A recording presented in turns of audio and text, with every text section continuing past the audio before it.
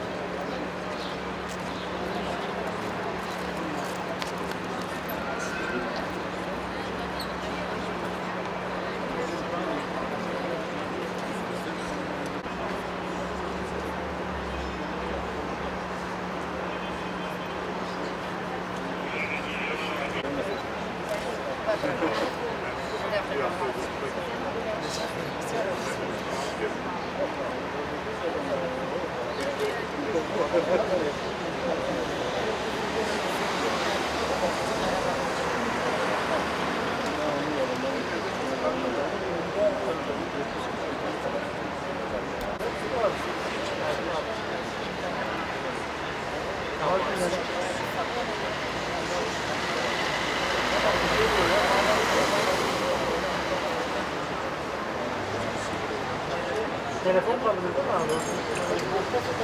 Abi o şey yapsın, orada kalsın yani ben gelip seni arıyorum. Teşekkür ederim.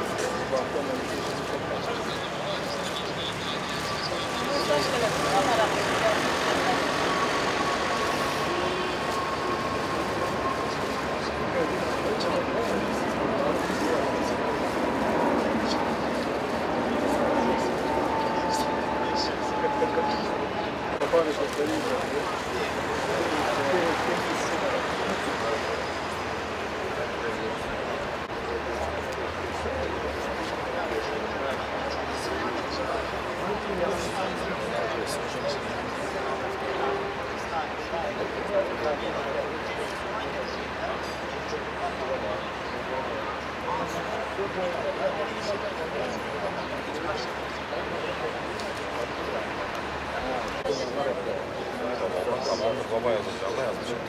Abi, burası yazın da söylüyor. Tamamdır baba.